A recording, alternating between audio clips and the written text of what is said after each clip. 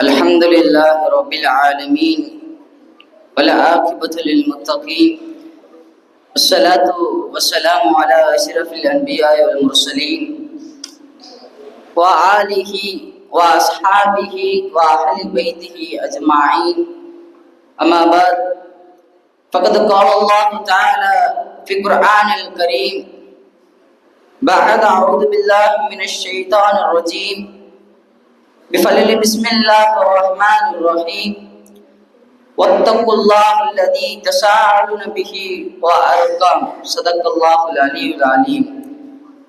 قال نبينا محمد رسول الله صلى الله عليه وسلم لا يدخل الجنة قاطع صدق نبي الكريم. الحمد لله. ஆரம்பமாக இஸ்லாத்தின் காணிக்கையான சலாத்தினை உங்களின் பதிலை ஆதரவித்தவனாக கூறுகின்றேன். அஸ்ஸலாமு அலைக்கும் வரஹ்மத்துல்லாஹி வபரகாத்துஹு. அல்ஹம்துலில்லாஹ். புகழும் புகழ்ச்சியும் புகழுக்கே உரித்தான வல்லோன் அல்லாஹ் ஒருவனுக்கே உரித்தாகட்டுமாக. அவனுடைய சாந்தியும் சமாதானமும் மக்கத்து ராஜா மதினத்து ரோஜா கண்மணி நாயம் ரசூலே கரீம் ஸல்லல்லாஹு அலைஹி வஸல்லம் அன்னவர்களின் மீதும் அன்னவர்களை சற்றும் தவறாமல் பின்பற்றி வாழ்ந்து மறைந்த உத்தம சத்திய சஹாபாக்கள், தாபீன்கள், தபா தாபீன்கள், நாதாக்கள், சுகதாக்கள், வலிமார்கள், முக்கியமாக இந்த மஜ்லிஸில் அமர்ந்து கொண்டிருக்கும் நம்மவர்களின் மீதும் நம்மை ஈன்றெடுத்தவர்களின் மீதும் நம்மை சார்ந்தவர்களின் மீதும் அல்லாஹ்வுடைய சாந்தியும் சமாதானமும் என்றென்றும் குன்றாமல் நின்று நிலவட்டுமாக. ஆமீன். அல்ஹம்துலில்லாஹ். நாம் வாரந்தோறும் இந்த சமுதாயத்துல சீர்கேடான விஷயத்தை பற்றி நாம் பார்த்து வந்து கொண்டிருக்கிறோம். இன்றைய தினம் நம் குடும்பத்தில் உள்ள சீர்கேடான விஷயம், அதை பாதுகாக்க, அதை தடுப்பது என்பது நம்மளுக்கு கடமையாக இருக்கிறது. அந்த கடமையை குறித்து அல்லாஹ் தஆலா குர்ஆனிலே கூறுகிறான். வத்தகுல்லாஹ் அல்லதி தஸாஅலுன பிஹி வ அர்காம். அதாவது உங்கள் இரத்த பந்தங்களோடு நீங்கள் சேர்ந்து வாழுங்கள் என்று அல்லாஹ் தஆலா கூறுகிறான். அதாவது இரத்த பந்தம் துண்டிப்பதை விட்டு நீங்கள் என்னை பயந்து கொள்ளுங்கள், யாரை? அல்லாஹ்வை பயந்து கொள்ளுங்கள் என்று அல்லாஹ் தஆலா தன் அருள்மறையான் குர்ஆனிலே எச்சரிக்கும் விதமாக உங்கள் இரத்த பந்த உறவோடு நீங்கள் சேர்ந்து வாழுங்கள் என்று அல்லாஹ் தஆலா கூறுகிறான். ஏனென்று சொன்னால் இக்காலகட்டத்துல ஒரே தாய் வயிற்றுல பிறக்கிறாங்க, ஒரே தாய் வயிற்றுல பிறந்து ஒரே மாட்டி வளர்றாங்க, ஒரே உணவை சாப்பிட்டுதான் வளர்றாங்க. ஆனா அவங்க திருமணம் முடித்த பிறகு அவர்களுக்கான துணைவியார் வந்த பிறகு சொத்துக்கு பிரச்சனை வந்த பின்னாடி அவங்க வாக்குவாதம், அவர்களுக்குள்ள சண்டை முட்டுகிறது. அந்த சண்டையில அவர்களுடைய அவலமான பேச்சு, என்ன பேச்சு! அல்லாஹ் அக்பர். நீ என்ன பேசாத, என் மூஞ்சில முழிக்காத, என் ஜனாசா தொழிலை கூட நீ வராத அப்படின்ட்டு அவர்கள் சண்டை மூலமாக அந்த சண்டையில அவங்க ரத்த பந்த ஒரு துண்டிக்கிறாங்க. ஒரு சமூகம், ஒரு 3 சகோதரர்கள் இருக்கிறாங்க. முதலாவது அண்ணன், இரண்டாவது தம்பி, மூன்றாவதும் தம்பி. 3 பேருமே ஒரே வீட்டுல 3 ஃப்ளோர் இருக்கு. அந்த 3 ஃப்ளோர்ல இருக்காங்க. அப்ப அண்ணனுக்கு 3 குழந்தைகள், 2 பொம்பளை பிள்ளை, ஒரு ஆம்பளை பிள்ளை. அண்ணன் ஏதோ ஒரு சூழ்நிலை, ஏதோ ஒரு நோயினால மூத்தாயிட்டாங்க. மூத்தான பிறகு அவருடைய துணைவியாரும் அவருடைய குழந்தைகளும் நம்ம அத்தா இருந்த வீட்டிலே நம்ம வாழணும், ஏன்னா அது பாரம்பரிய சொத்தல்லவா, அந்த அத்தா இருந்த வீட்டிலே நம்ம வாழணும்னு ஆசைப்படுறாங்க. யாரு? துணைவியாரும் குழந்தைகளும்.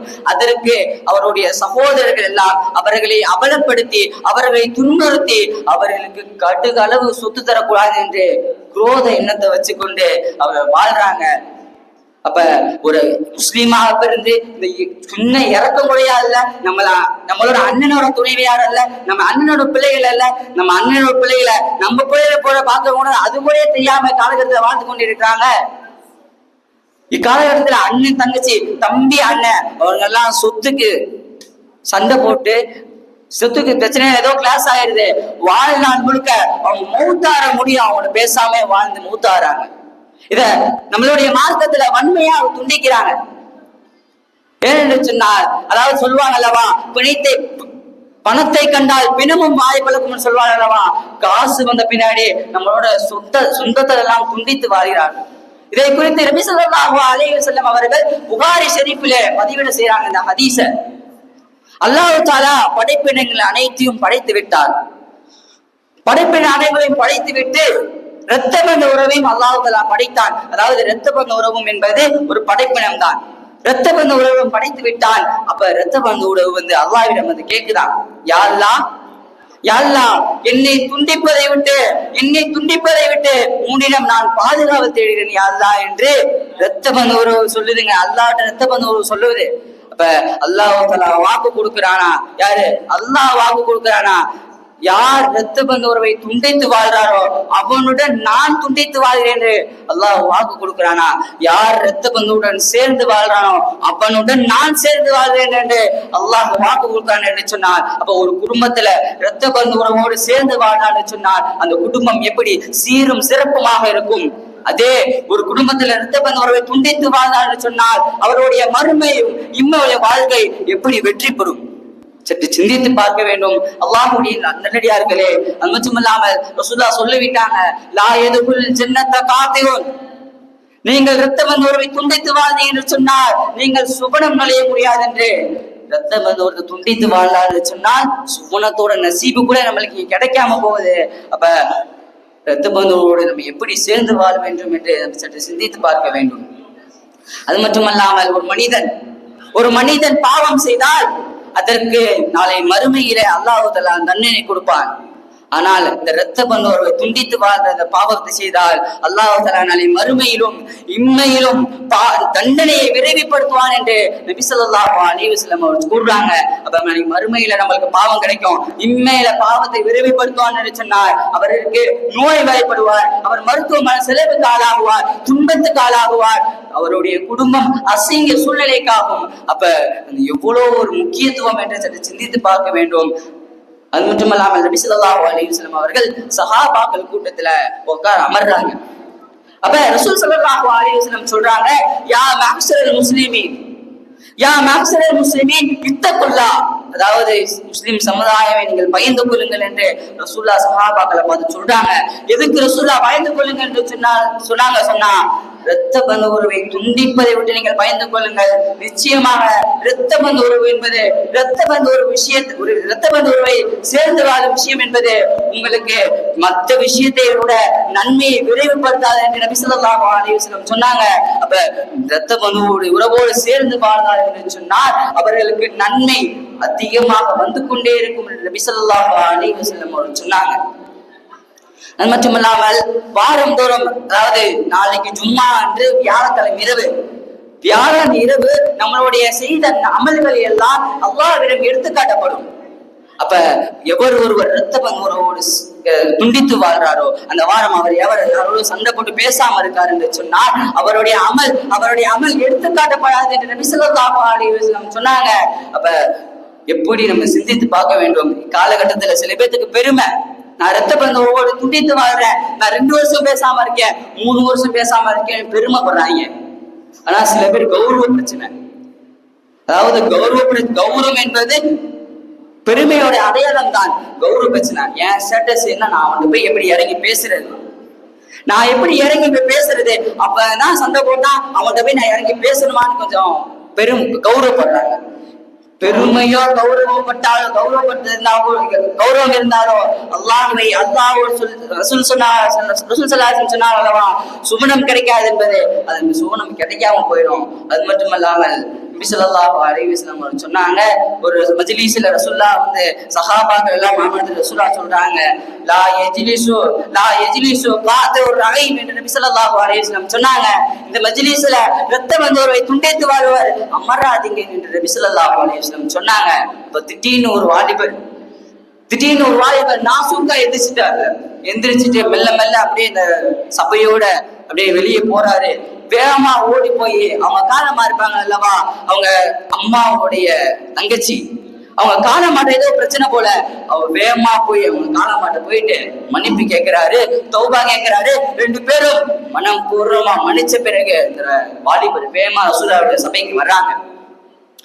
வேகமா ரசூலுல்லாஹ்வுடைய சபைக்கு வந்த பின்னாடி ரசூலுல்லாஹ் சொல்றாங்க, ஏன் அந்த மஜ்லிஸ்ல அமர வேண்டாம்னு சொல்றேன் அல்லவா, அதுக்கு காரணம் சொல்றாங்க. ரசூலுல்லாஹ் எவன் ஒருவன் இரத்த பந்தோர்வை துண்டித்து வாழ்ந்தான் என்று சொன்னால் அவன் அமரும் மஜ்லிஸ்ல, அவன் அமரும் கூட்டத்துல அல்லாஹ்வுடைய ரஹ்மத் இறங்காது என்று நபி ஸல்லல்லாஹு அலைஹி வஸல்லம் சொன்னாங்க. அப்ப இக்காலகட்டத்துல நம்ம எல்லாம் சற்று சிந்தித்து பார்க்க வேண்டும். ஏனென்று சொன்னால் நம்முடைய சமுதாயத்துல எந்த குடும்பத்தில் பார்த்தாலும் இரத்த பந்தோர்வை துண்டித்துதான் வாழ்கிறார்கள். அவர்களுக்கெல்லாம் நான் முன்னே ஒன்று சொல்கிறேன், நீங்கள் இரத்த பந்தோர்வை துண்டித்து வாழ்ந்தீங்க என்று சொன்னால் நீங்கள் செல்லும் இடத்திற்கு அல்லாஹ்வுடைய ரஹ்மத் இறங்காது என்று நபி ஸல்லல்லாஹு அலைஹி வஸல்லம் அவர்கள் சொல்லிவிட்டார்கள்.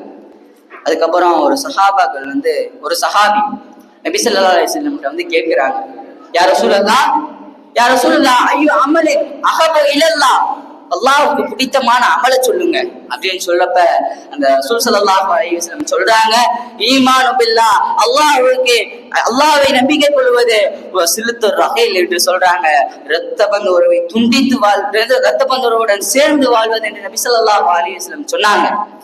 அதுக்கப்புறம் இந்த சஹாபி கேட்கிறாங்க, யார் ரசூலுல்லாஹ் அல்லாஹ்வுக்கு எந்த அமல் பிடிக்காதோ அந்த அமலை சொல்லுங்க என்று அந்த சஹாபி கேட்கிறப்ப அதுக்கும் ரசூலுல்லாஹ் சொல்றாங்க, ஒரு ஷிர்கு பில்லாஹ், அல்லாஹ்வுக்கு இணை வைப்பது, அதுக்கப்புறம் இரத்த பந்தோர்வை துண்டித்து வாழ்வது என்று நபி ஸல்லல்லாஹு அலைஹி வஸல்லம் சொல்றாங்க. அப்ப இரத்த பந்தோர்வை உடன் நம்ம சேர்ந்து வாழ வேண்டும். அதுக்கப்புறம் ரசூல் ஸல்லல்லாஹு அலைஹி வஸல்லம் அவர்கள் அபூதர் ரலியல்லாஹு அவர்களுக்கு ஒரு உபதேசம் செய்யறாங்க. அந்த உபதேசத்துல 3 விஷயத்தை ரசூலுல்லாஹ் சொல்றாங்க. முதலாவது விஷயம் என்ன சொன்னாங்க தெரியுமா?